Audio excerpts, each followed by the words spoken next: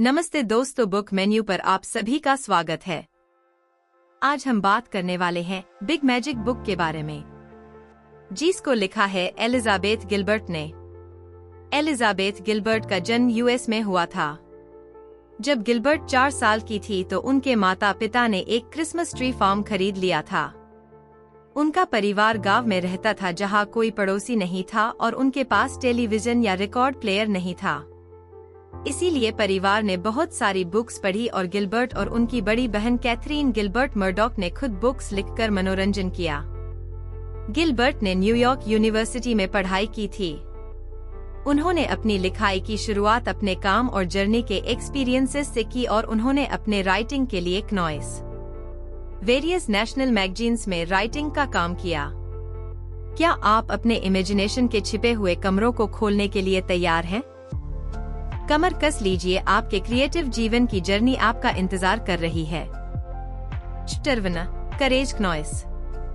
Gilbert ने Jack नामक एक पोएट के बारे में एक कहानी शेयर करके शुरुआत की। अपनी पोम के लिए अप्रिसिएशन पाने के बावजूद जैक ने फेम को छोड़ा और गुमनामी में जीने का फैसला किया। उनकी पसंद इसलिए नहीं थी क्योंकि उन्हें फेम इमोरल लगती थी, बल्कि वह जीवन में वैरायटी चाहते थे।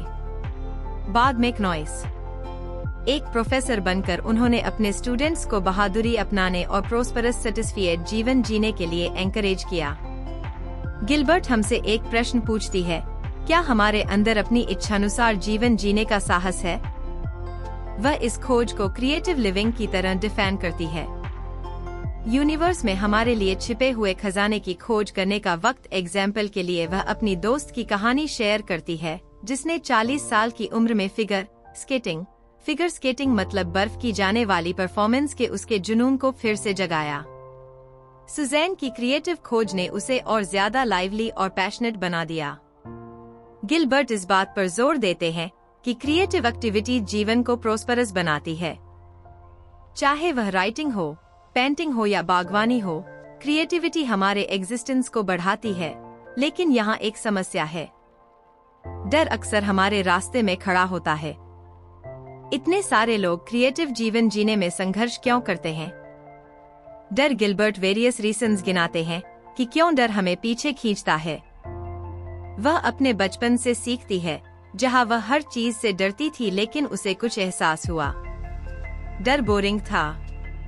जैसे जैक गिलबर्ट फेम से बोर हो गए थे, वैसे ही वह अपने जीवन को बोरिंग बनाने वाले डर से भी बोर हो गई थी। गिलबर्ट डर को पूरी तरह खारिज नहीं करते, इसके बजाय वह इसे साहस के लिए जरूरी मानती है। जब हम क्रिएटिविटी का सामना करते हैं तो अननोन का डर अक्सर सामने आ जाता है। ये उतना बड़ा और डरावना नहीं है जितना लगता है। गिलबर्ट डर की प्रेजेंस को एक्सेप्ट करती है और इसके साथ काम करती है। वह इसे अपने जीवन में इन्वाइट करती है और इसके साथ बातचीत में अटैच होती है। गिलबर्ट की एक्सपीरियंसेस, किस्सों और प्रैक्टिकल एडवाइस से हम यह समझते हैं कि डर को पार करके और आइडियाज पैदा करके नॉइस हम अपने क्रिएटिव जर्नी को अपनाने के लिए तैयार हो सकते हैं। ये बुक हमें एक्साइटेड करती है कि हम अपनी क्रिएटिविटी को खोजें और उसे अपने जीवन में शामिल करें। गिलबर्ट शुरू से ही क्रिएटिव प्रोसेसर में बहादुरी की जरूरत पर जोर देते हैं। डर पैदा हो सकता है, लेकिन इसका गलत अनुमान लगाया गया है। खतरा उतना भयानक नहीं है जितना हम सोचते हैं। क्रिएटिविटी के लिए हमें डर का सामना करने का साहस चाहिए। छिपे हुए खजाने की तलाश करने, क्रिएटिव जीवन जीने और अपने जीवन को बढ़ाने के लिए चैप्टर 2 एन्चांटमेंट। गिलबर्ट का मानना है कि आइडिया मैजिकल एंटिटीज हैं जो दुनिया भर में तैरते एनर्जेटिक लाइफ फॉर्म्स की तरह हैं। वे उन्हें जीवन में लाने के लिए सही क्रिएटिव साथी की तलाश करते हैं।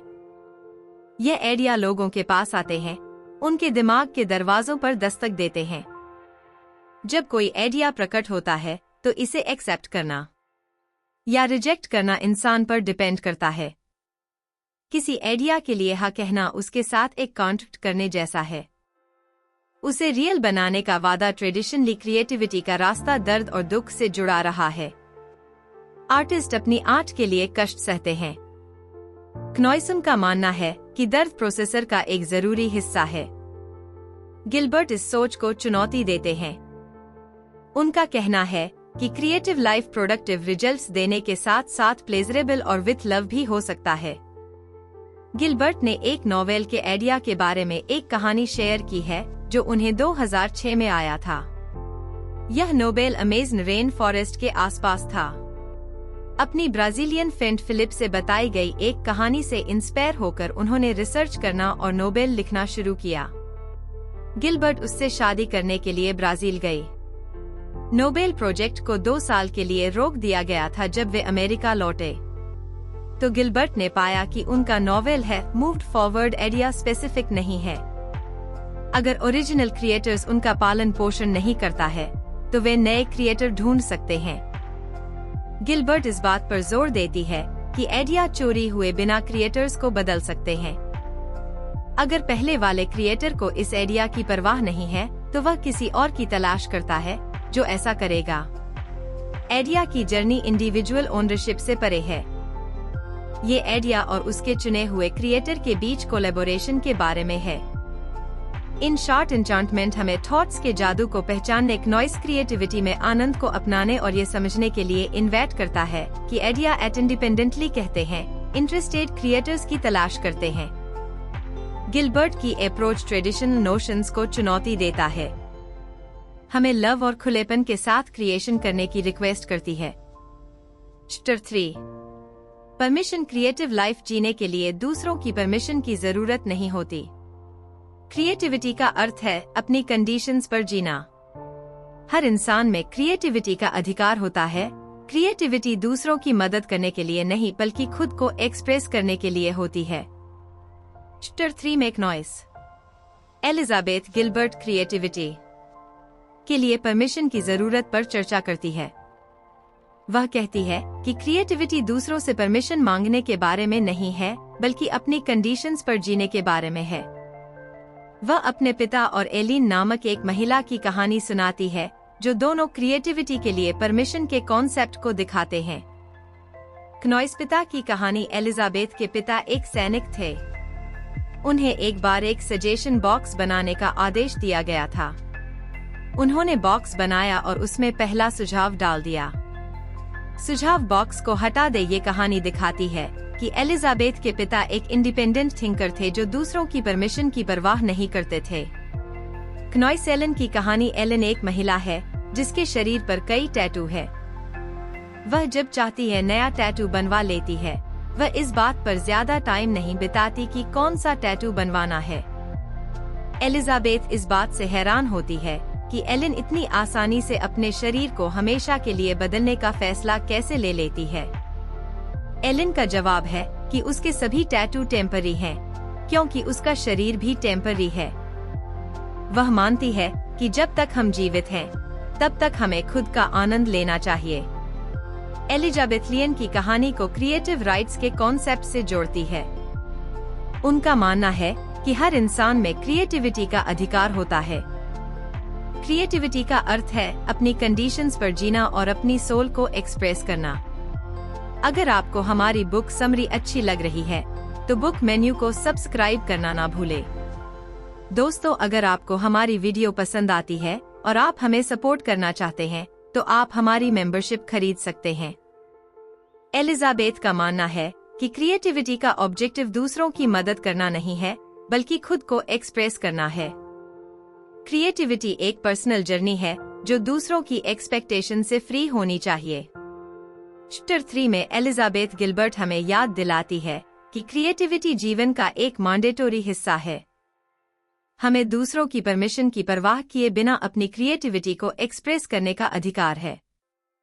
चैप्टर 4 परसिस्टेंस को समझना। एलिजाबेथ गिलबर्ट बताती है कि सफलता के लिए, क्रिएटिविटी को बढ़ाने के लिए और अपने सपनों को पूरा करने के लिए परसिस्टेंस या जिद जरूरी है।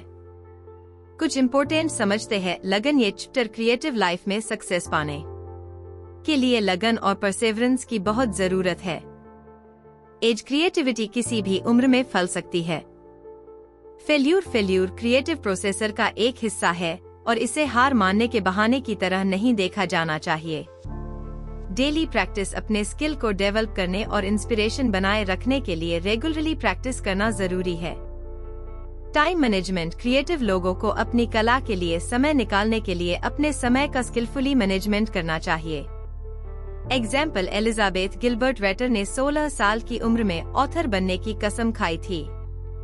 उन्होंने 20 साल तक लिखा, कई रिजेक्शंस झेली और अल्टीमेटली 30 साल की उम्र में अपनी पहली बुक पब्लिश्ड की। विनिफ्रेड 90 साल की उम्र में विनिफ्रेड ने एंशिएंट मेसोपोटामिया में रुचि डेवलप की। 10 साल बाद वह इस सब्जेक्ट की एक्सपर्ट बन गई। लगन टैलेंट से ज्यादा इम्पोर्टेंट है।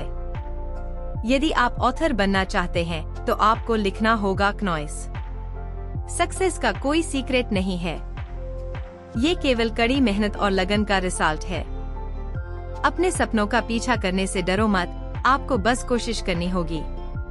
चैप्टर 4 परसिस्टेंस हमें सिखाता है कि सक्सेस पाने के लिए क्नॉइस हमें लगन, पर्स और कंटिन्यूअस कोशिश की जरूरत होती है। हमें अपने सपनों का पीछा करने के लिए सैक्रिफाइस करने और अपनी क्रिएटिविटी को बढ़ाने के लिए तैयार रहना चाहिए। Chapter 5 trust, creativity and belief. Elizabeth Gilbert क्नॉइस क्रिएटिविटी को एक लिविंग फोर्स की तरह देखती है जो रिश्ते बनाना चाहती है। मिसकंसेप्शन ऑफ सैडनेस, क्रिएटिविटी को पीड़ा और दुख से जोड़ने की परसेप्शन गलत है। ट्रस्ट एंड लव, क्रिएटिविटी को पनपने के लिए ट्रस्ट एंड लव की जरूरत होती है। सेल्फ कॉन्फिडेंस, क्नॉइस अपनी क्रिएटिविटी पर भरोसा करना और उसे एक्सेप्ट करना इम्पोर्टेंट है। डिसिप्लिन एंड डेडिकेशन, क्रिएटिविटी को डिसिप्लिन एंड डेडिकेशन की जरूरत होती है। एक्सेप्ट इम्परफेक्शन, परफेक्शन की खोज क्रिएटिविटी को इंटरप्रेट करती है। ट्रस्ट इंटिवेशन, अपनी क्रिएटिव प्रोसेसर में इंटिवेशन का गाइडेंस एक्सेप्ट करें। बी ओपन, क्रिएटिव प्रोसेसर के लिए खुले रहना और अनएक्सपेक्टेड को एक्सेप्ट करना इम्पोर्टेंट है। प्लेजर, क्रिएटिविटी का आनंद ले। एग्जाम्पल, रॉबिन वॉल की एरर रैटर नेचर के लिए लव और फेथ का एग्जाम्पल देती है। केटी अर्नाल्ड रैटलिफ, एक यूथ राइटर जो अपने प्रोफेसर के नेगेटिव कमेंट के कारण लिखना बंद कर देती है। एलिजाबेथ गिलबर्ट रेटर अपने एक्सपीरियंसेस से क्रिएटिविटी एंड बिलीफ के बीच रिलेशनशिप का डिस्क्रिप्शन करती है। ट्रस्ट, क्रिएटिविटी को पनपने के लिए जरूरी फेथ और सेल्फ कॉन्फिडेंस पर फोकस है। ये चैप्टर क्रिएटिव लोगों को अपनी क्रिएटिव प्रोसेसर में डर और नेगेटिविटी को दूर करने और क्रिएटिविटी का आनंद लेने के लिए एंकरेज करता है। क्नॉइस चैप्टर क्रिएटिव लोगों के लिए मोटिवेशनल और एम्पावरमेंट है। ये क्रिएटिविटी के बारे में सोचने और उसकी प्रैक्टिस करने के लिए एक नई अप्रोच प्रोवाइड करती है। ये क्रिएटिव लोगों को अपनी क्रिएटिव जर्नी में आगे बढ़ने के लिए एंकरेज करता है। चैप्टर 6 डिविनिटी, क्नॉइस डिविनिटी या दैवीयता बिग मैजिक बुक का ये चैप्टर है जिसमें एलिजाबेथ गिलबर्ट क्रिएटिविटी की डिवाइन नेचर पर विचार करती है। क्रिएटिविटी एक मिस्ट्री है। गिलबर्ट क्रिएटिविटी को एक मिस्टीरियस पावर के रूप में देखती है जो हमारे द्वारा पूरी तरह से समझी नहीं जा सकती है। कला का सोर्स, क्नॉइस कलाकारों को इंस्पिरेशन एक डिवाइन सोर्स से मिलती है। क्रिएटिविटी एंड स्पिरिचुअलिटी के बीच गहरा संबंध है। दी पर्पस ऑफ आर्ट, कला का उद्देश्य हमें सच्चाई से जोड़ना और हमें दुनिया को नए तरीके से देखने में मदद करना है।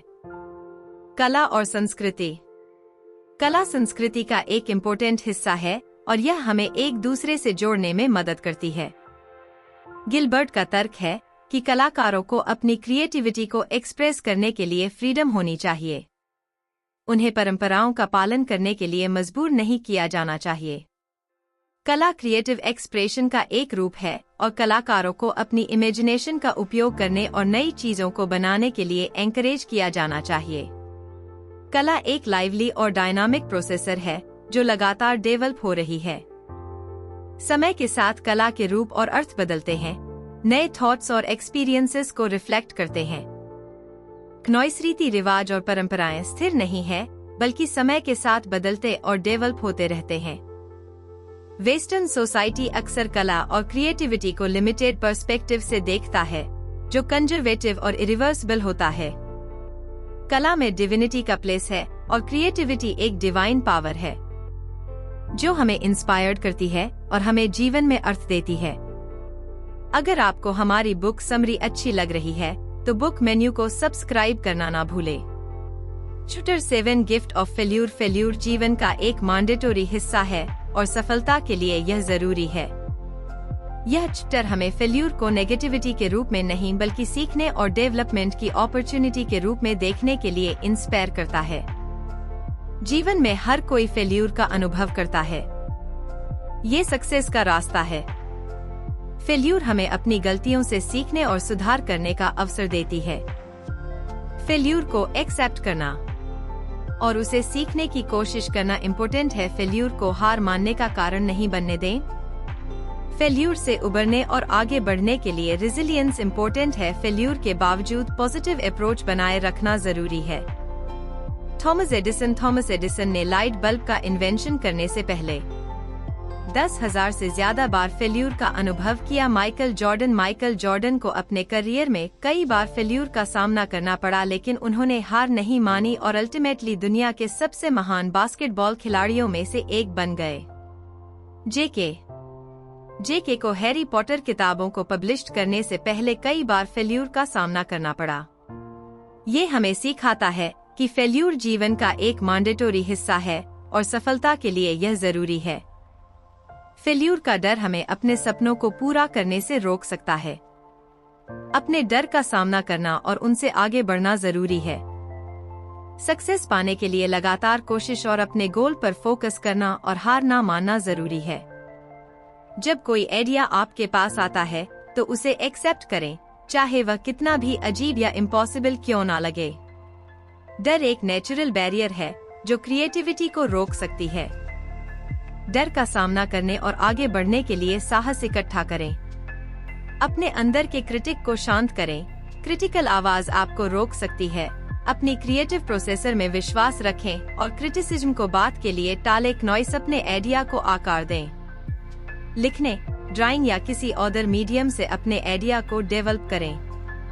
चैप्टर 8 आपके अंदर के गहने। चैप्टर 8 एक्साइटिंग ट्रिप है जो हमें हमारे अंदर छिपे गहनों की खोज करने की इंस्पिरेशन देता है। आपके अंदर के गहने काउंटलेस क्रिएटिव रिचनेस। गिलबर्ट हमें यह सिखाती है कि हमारे अंदर छिपे गहने रियल लाइफ के असली वेल्थ होते हैं। ये गहने हमारी यूनिक फीचर्स, पैशन और क्रिएटिव नेचर को दिखाते हैं। जैसे जैसे हम खोजते जाते हैं, हम अपने अंदर के गहनों को पहचानते हैं। गिलबर्ट कहती है कि हमें अपने अंदर के गहनों की खोज करनी चाहिए। ये दिव्य गहने हमें खुशी, क्रिएटिविटी और अमेजिंग आइडियाज के साथ जोड़ते हैं। जैसे जैसे हम खोजते जाते हैं, हम अपने अंदर के गहनों को पहचानते हैं। क्रिएटिविटी के लिए हम अक्सर अन्य लोगों की परमिशन का वेट करते हैं। गिलबर्ट का सुझाव है, खुद को परमिशन दो। आपको किसी और की परमिशन की जरूरत नहीं है। आपके अंदर की अवेसोमनेस को एक्सेप्ट करें। Big magic creative living beyond fear एक वंडरफुल बुक है जो हमें क्रिएटिविटी की शक्ति को समझाती है और हमें अपने डर को पार करने के लिए इंस्पायर करती है। क्नॉइसेस बुक में एलिजाबेथ गिलबर्ट अपने एक्सपीरियंसेस से बताती है कि क्रिएटिविटी केवल कुछ चुने हुए लोगों के लिए नहीं है, बल्कि यह हम सभी का बर्थ राइट है। वह हमें अपनी क्यूरियोसिटी को अपनाने और अपने अमेजिंग आइडियाज का पालन करने की इंस्पिरेशन देती है। चाहे यह जो भी हो, वह यह भी मानती है कि डर क्रिएटिव प्रोसेसर का एक नेचुरल हिस्सा है, लेकिन हमें इसे अपने रास्ते में आने नहीं देना चाहिए। वह यह भी सिखाती है कि क्रिएटिविटी को केवल सफलता या पहचान पाने के लिए नहीं रिवार्डेड किया जाना चाहिए, बल्कि इसके वंडरफुल एक्सपीरियंस को जीने की खुशी और परफेक्शन पर फोकस करना चाहिए। क्नॉइस एट द एंड वह क्रिएटिव प्रोसेसर में विश्वास करने और कंट्रोल या परफेक्शन की जरूरत को छोड़ने की इम्पोर्टेंस को बताती है। वह हमें यह भी याद दिलाती है कि क्रिएटिव जर्नी की अनसर्टेनिटी और यूनिकनेस को एक्सेप्ट करने की जरूरत है और यह विश्वास करने की आवश्यकता है कि अंत में रिजल्ट अच्छे होंगे। तो फ्रेंड्स, यह थी हमारी आज की बुक समरी। आपको कैसी लगी कमेंट करके जरूर बताएं और धन्यवाद आपका समरी एंड तक सुनने के लिए। क्नॉइस।